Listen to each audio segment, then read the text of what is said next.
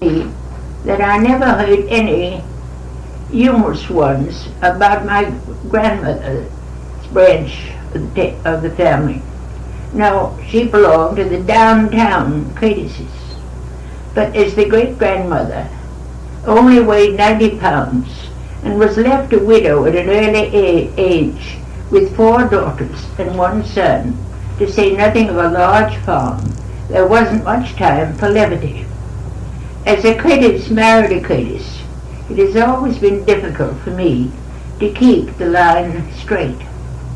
I know that the downtown members of the family were all Congregationalists and took milk in their tea, while the uptown Curtises were Episcopalians and took their tea straight.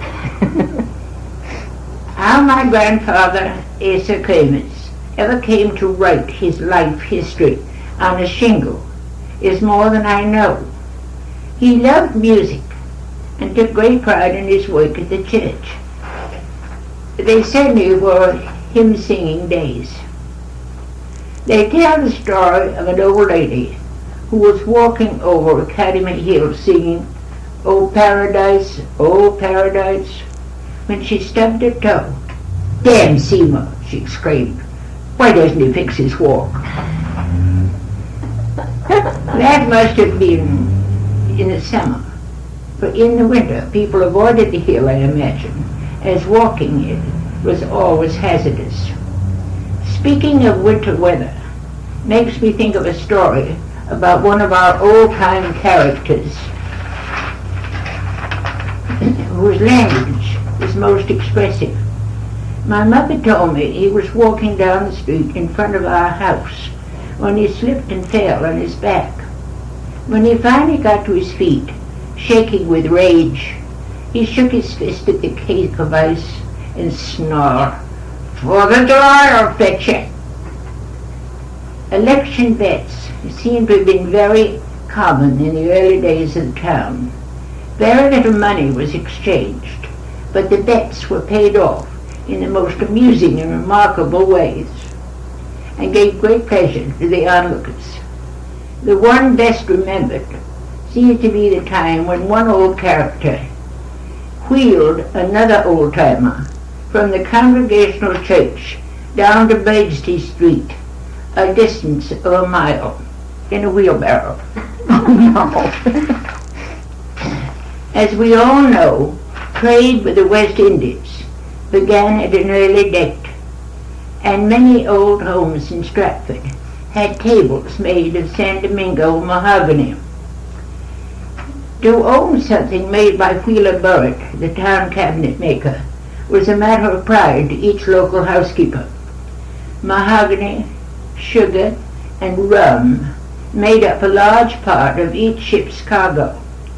My grandfather used to chuckle at the number of deacons in Stratford who suddenly developed a taste for a fish dinner when word had been passed that a packet was due to go up the Sound.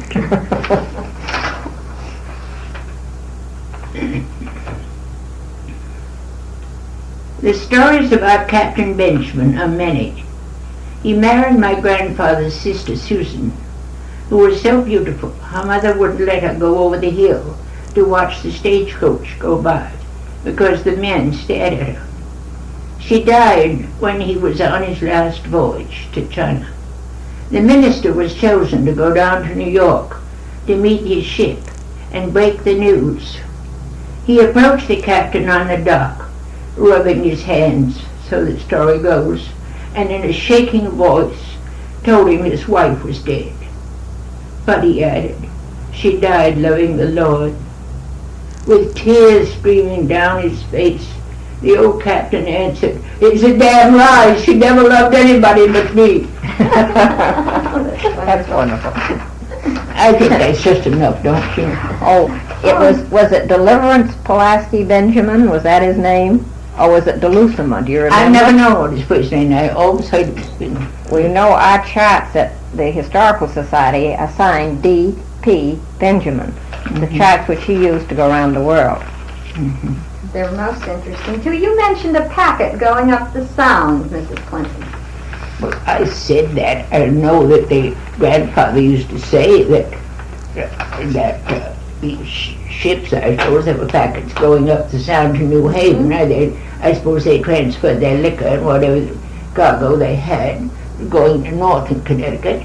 I wondered when you went, say if you went to New York, would you go by railroad, or was there a packet to New York? It was a packet from here. Mm-hmm. I don't know too much about it, except that I think some distant relative of mother's was a captain and had a very beautiful daughter, and all the usual romantic story of some New Yorker marrying her and all that. You never know how much it's really. Were they side wheelers, Mrs.? Were they side wheelers, these packets? I don't know. You spoke They about were all Rosedale. I didn't speak of that, but I didn't think there was enough about it. There was a side wheeler there that left the second bridge, by the railroad station right there at the dock. Oh. And there was a side wheeler that went down to New York, and you could go down for $1. Mm-hmm. And I suppose there was a great deal of private boating at the Oh, time. yes, a great deal. Private what did Boating. You belonged to the Housatonic Boat Club for a long time, isn't that right? Well, I'm the oldest member. It's an honor. I'm the oldest member, I believe. Mm-hmm. And this Captain Benjamin, the first president of it, was the son of Pulaski Benjamin. Oh, really? And he was the son of the old. And his mother, he was very handsome. Of course, his mother was my great aunt. I see. Mm-hmm. And did you go swimming in the Housatonic in those days? Oh, yes. I spent my life down on that river when I was a child. It was cleaner water then. Oh, yes, it was cleaner water then. There was no pollution at that time. Well, I was thinking, I told you that there was a little house down here at the foot of the place. Yes. That has been remodeled terribly, but it used to be a tiny, I suppose it didn't have more than 2 or 3 rooms house. And there was a Captain Lockwood in it who was deaf and dumb. Oh. And he never would tell anyone. Is that on? Yes. It can be cut. We can always. He would never tell anyone what his secret was. But in the early days, before the pollution of the river, many years ago, Yeah. he used to get diamond back terrapin, which is so rare, Really? on the flats in the bend of the river there. Mm-hmm. For goodness sake. And so, That is he never would tell. That's a kind of a turtle, is that right? Kind of a what? Is it a kind of a turtle? Diamond Diamond back terrapin, yes. And it's sort of a turtle. Well, this has happened, well, about 40 years ago. We were stationed in Washington. And I went down in the kitchen one morning. In those days we had servants. I went down in the kitchen one morning and I said, "What's the matter, Julia?" And she said, "Some big turtles on the back porch and I'm not going out there." And I went out, and here was a great big box down at the bottom. I had never seen big turtles before. Down at the bottom were these great big turtles. Mm-hmm. And I recognized the fact they were diamondback terrapin. I never eaten one in my life, but I knew that they could still get them in parts of the South. So I called her Mrs. Barnett, who was the general's wife, and I said, "What would you give me for 3 turtles?" And she said, "You send those turtles over to me." Said, "I'm having the Secretary of Navy down here tonight, and those are for his dinner." So over the turtles, the orderly came over, and over the turtles went. Mm-hmm. It's the only time I've ever seen it. But they did catch them up here. My husband told me that in the early papers in the South, there were, well, I don't know whether they were legal papers or whether they were newspapers, but anyway, people were forbidden to serve terrapin to the slaves more than once a week, because they found people, they were so plentiful, they were giving them terrapin every day. Uh-huh. Do you remember that they caught shad in this river? I understand Oh, yes. they did at one time. Mabel, if I ever got hold of Mabel Wicks long enough, I'd tell her some of the very nice things that her grandfather did. He was quite a fisherman. Oh, Now Mabel Wicks is now Mabel Miller, right? And my grandmother, my father was an invalid a great many years. And we always used to go to grandmother's in New York when they did the May came around. And we always took her a fresh shad if we could. A bunch of lily of the valley, a bunch of violets, and I don't know what, asparagus. She loved asparagus. So when father was ill, I was 16 then, and so I was selected to go down and do the honors for grandmother. And one morning, the morning of the 18th, Mabel Miller's grandfather knocked at the door. I suppose Mother had briefed him beforehand about fish, and he caught a fresh shad at 4 o'clock that morning in the river. And so Mother wrapped it in a paper and gave it to me. At 16, I was loaded down with flowers and asparagus and the shad. Well, the bundles didn't look too bad. Of course, being 16, I didn't want to carry anything. Halfway to New York, I noticed a man moving away from me. And I looked down, and the shad was bleeding. oh no. And it was a great big spot of blood on the floor. Ooh. Well, of course, if I'd been a little older, I would have had presence of mind and said, well, I'm sorry, don't move away, it's nothing but a shad. But I was embarrassed to tears, and so I bought a newspaper, New York Herald, and wrapped a carefully around the shad. And I said to Mother, when I got home, I'll write anything down to Grandmother you said, but I will not take another shad. I will not take another shad. And now you were going to school here in Stratford at that time, weren't you? Was it called Stratford High School? It was. I'd hate to tell you about the early educational facilities in Stratford. Oh, do. When you got to the 8th grade, you were in high school. Oh. And you had geometry and Latin and what was it? English. And English. Well, yes, it must have been English, and yet I don't seem to remember ever having it in an English paper there. But I must have. How about history? Did you have any history? Darling, I wish you wouldn't ask me about the early history. All right, we will. Oh, did I mention Latin? Yeah. Latin and geometry. I don't know what the third one was. It must have been history, but I don't. Is it really a strange thing? I remember very little about it. And those I three know that when subjects. I got over to Cortland, they were perfectly guess that I didn't even know the salient points of the English history. Mhm. And Now Cortland was in Bridgeport, is that it? the Cortland was in Bridgeport. It was on Cortland Hill. Oh, yes. Just beside where Trinity Church is now. And the high school was at that time was in what we now call Center School, in the center of the town. Well, it's the same foundation as his Yes. school, isn't it? It must have been quite small. Well, as I say, the whole high school was in the. You were graduating from high school when you out of the 8th grade. How many were in your class, Mrs. Clinton? Oh, I guess about 15, 20. And I disgraced the class by wearing black shoes instead of white. Now you've belonged to Christ Episcopal Church a long time. I'm sure you have some good stories about Family the belonged to church. that church for 8 generations. 8 generations. 8 or 9. Mhm. I've heard a great deal about their Christmas celebrations. Didn't they have a beautiful Christmas tree every year? Beautiful tree. Mhm. Very beautiful tree. Was that given by someone in town usually?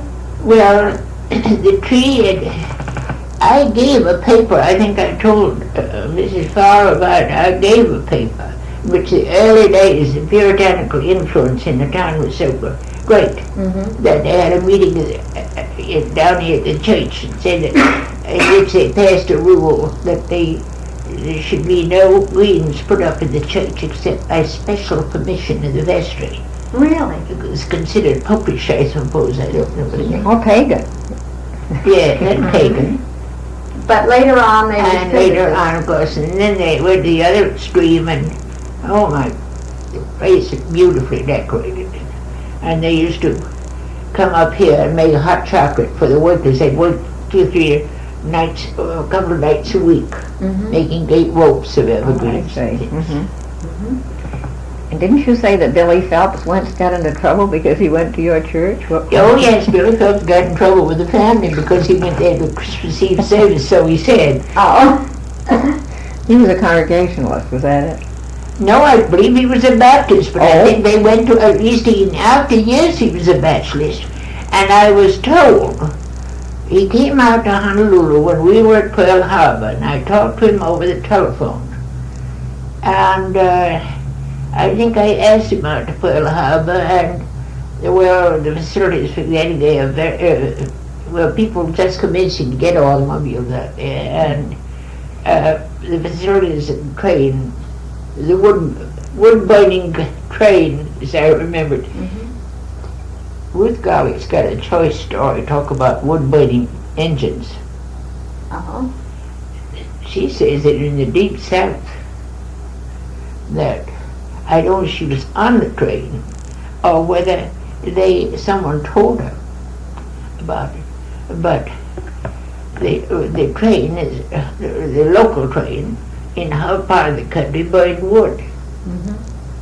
And she said that a conductor went through the train saying that the fireman was drunk, and the wood would be given out, and who would come either pile wood, or maybe they'd gotten some coal and do some shoveling or some filing of some nature, I don't know what. Oh, Maybe no. it was gold. But it seemed so funny to me that even Ruth was remembered in a remote spot in the South. It does seem strange. The burning reminds me to go back to the Christmas tree. Did they use candles? It was, there was I've got a decent pencil. There was an upright stick and then cross pieces and nails protruding on the cross pieces. I see. They looked like a series of little fences right down, and the candle was put down in the center of every nail. Oh. And then Oliver Beardsley, who was uncle some of the Wilcoxons up at the Green there. Yeah. Miss I think Mabel he was an Wilcox. uncle. And Eddie Bird, who just died with 100 years old. used to sit behind it with long sticks and a sponge on the end of the stick. It was Oh. wet. Fire And prevention. if they saw a candle too far up, getting low, they'd reach up and tip it Oh, really? with a wet sponge. And I think it's awfully funny when the fire chief passed this law 3 years ago. Yeah. Harold Lover called him up. He said, I know exactly what you're going to say and you can't have it. What was that, the Christmas tree? That was a Christmas tree. Harold wanted to make an exception, I suppose. He said, you can't have it. So that tradition is gone. So that was one more custom abolished. Oh, dear. What sort of amusements did you have? Did you have balls, parties? You're asking me that question makes me laugh, because when we were in the Philippines for 3 years when I was first married, and the Japs in the last war took possession of all that section that we were in, and they sent a man up this was several years ago when Molly was in Washington, and they sent a man up from headquarters to asked me what I remembered about the early days out there. And he said, "What'd you do for amusements?" I said, "We didn't have any." But you know, the present generation can't conceive of a life that doesn't have a telephone, that doesn't have electricity, or that doesn't have movies. That's right. They can't conceive of a life that was none of it. Now, you ask about amusements here. Bicycling. I was arrested once here in Stratford for riding on the sidewalk. I said, they said I was dangerous to pedestrians. Where were you arrested? What sidewalk were you on? I was just above the Methodist church. And I was riding on the sidewalk, and this man came up to me and he said, "You're under arrest." I thought he was being funny. And he said, "George, against the law to ride on the sidewalk, and you report to Mr. Fairchild." Well, I still didn't pay any attention to him, and I think I even forgot it. Or if I did, I never kept quiet about it anyhow. And my aunt, who took things rather seriously, appeared at school one day and asked if I could be excused to go around to the judge. And my Aunt Sue, was ordinarily quite a lively person, I didn't know, I couldn't understand why she took it so seriously. And she said, "Well, weren't you told to go to Mr. Fairchild?" Well, I suppose I made some excuse. So when I got around to Mr. Fairchild's, he lived right behind the Red Cross building. His house has been pulled down. Is that Mrs. Fairchild's father? Mrs. Fairchild's father. Oh, yes. And show how young he was, he took me up in his lap. He said, "You didn't mean any harm, did you, dear?" And that was my only appearance in court. That's a wonderful story. Dear. And in the winter, I suppose there was ice skating? What, dear? In the winter, there would be ice skating? Yes, figure skating. Did you skate on the river or on the pond? I never saw anyone skate in the river. Grandfather used to talk about it, but I never saw anyone do it. They used to, so many of the ponds have been filled up. I don't know how they do it. Right opposite our church, right there in the corner, not the one that the dentist is on, but the other corner. It used to be a pond when I was a child. Well, you know, they filled in the meadows, too. They filled in that, and up in central town, where, I guess it's where Raps is. Yeah. There used to be a stream. Yes. It went under there. I think it's Hannah's still Brook, there. I think they called it. It's underground now, I think. Underground. And the children used to get what they called flags. They were sort of a wild variety of fleur-de-lis, you know. Blue and pick them along there. Really? And they would fill, but Frog Pond, and there was a pond up at Frog Pond where that tavern is now. You know, as you go under, after you passed Oh, yes, I know. Ray Bestis? Yeah, Ray Bestis. Ray Bestis. Yes. On the left is a tavern, says Frog Pond Tavern. And that's where the pond was. Well, there was a pond there. And that was supposed to have very good skating. And What about Peck's Mill Pond? Did they? and Peck's Mill Pond. But distances were further than from here, you know, and of course we didn't have the chance. We'd think twice before we walked up there. Of course. Fresh pond was seldom frozen over, so it was considered safe. And then there's a little pond called Selby's down here, isn't Yes, there? Selby's was also. That was considered a very deep pond, and they said it was a cold winter when Selby's was frozen over. Oh. At that time, did you have to pick up your own mail? Was there mail delivery, or did you go to the post office? Well, for the it? mail delivery, I think I was about 14 when we had a delivery, a mailbox. And but there were mails, and of course, as I came up to send it to school, You would I would collect get the mail in. Do you remember the library being started in town and the Oh, stone yes, house? I remember when that was started. Mm-hmm. I remember when there was also a very crude sort of a building, right, let me see what's what. It was this side of where Lovell's is now, in Lovell. See, there's the block there. It's somewhere in where that second dragon store is. Mm-hmm. There were detached buildings, there was no block there. Oh, I then. see. Mhm. And there was a small library there then. And then people there weren't very many magazines. People used to take magazines and they'd have magazine clubs. You could keep a magazine 5 days. And then it went on to the next place in 5 days. Oh, I see. And then the next place in 5 days. What magazines would you get? The magazine club. I don't seem to remember especially. I think that they tried to all types. I don't remember. I was a child. I just remember taking them around. Oh. You were the delivery girl. Yeah, I was a delivery girl. I think the Talbots lived where the Red Cross is now.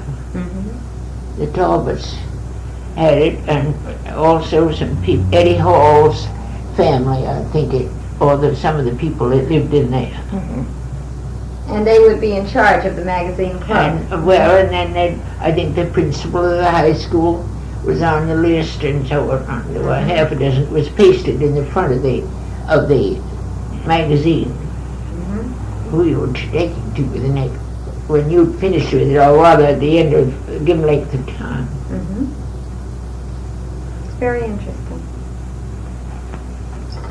That's it. You How know, about clothing? Yes, were there shops? Did you buy clothing in those days or have it made by a dressmaker? well, I think they were dressmakers, but I think Harold Lowell's family supplied most of the old Todd family. You don't remember any of it. Was it that Winifred Todd, Miss Winifred Todd was the last one, but she had an older sister. And the oldest, it's where the Coopers is now. That was all one, that was the Todd grocery store on one side. Mm-hmm. And the dry goods on the other. Mm-hmm. And there used to be a potbelly stove there. Miss Alice would try on our rubber. She was very solemn and very serious. Never knew what to smile. Really? And old Mr. Todd was a darling. I remember leaning so hard on his candy case. He had a glass case with candy inside. Leaning so hard on it, I broke the pane. I suppose I spoiled all the candy, and it didn't charge me for it. I suppose Mother may have paid a bill. I don't know. But then Miss Todd had ribbons. She always had a very pristine white apron shape. And then there was another little tiny shop where the tailor is now opposite the library. Yeah. Mm-hmm. That was kept by Miss Brooks.